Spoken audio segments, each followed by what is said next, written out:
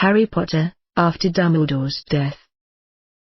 Based on Harry Potter and the Half-Blood Prince. By the amazing Caleb, and the Dreamily AI app. After Dumbledore's death, the world went into mourning. There was no more hope for the Ministry. It was now run by a man who had lost his mind from all the stress and worry he put on himself.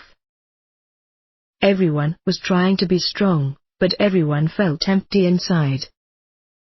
Harry knows that Snape killed Dumbledore in order to stop the curse on his hand that Voldemort used, and that Snape had already been sent away when the errors came. It would have been easier for him to take him out at the school if it wasn't for all of them being underage. What everyone at Hogwarts doesn't know is that Snape killed Dumbledore because Dumbledore told him to. The funeral was held at the end of October, with only a handful of people invited. The Order had already gathered, so they were there.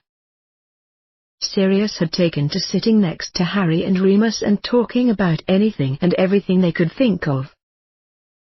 First, Sirius Black died, now Dumbledore, said Harry sadly. Remus nodded sadly. He didn't even want to hear the news that he'd died. He had already dealt with death before, and now he knew it wasn't something to be happy about. Hermione Granger stood at the front of the room.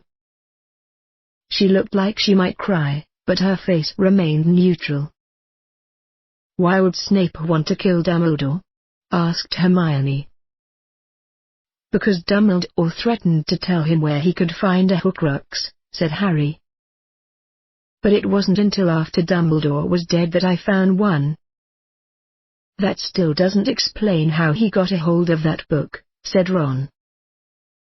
"He couldn't have found it anywhere." "Perhaps he did," said Harry.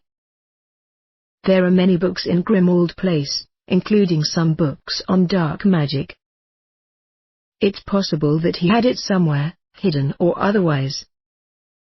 "How do you know it was dark magic?" asked Ginny. "It was the first time I ever heard of a Horcrux being destroyed through magic," said Harry. What people at Hogwarts didn't know that the Horcrux cursed Dumbledore's hand.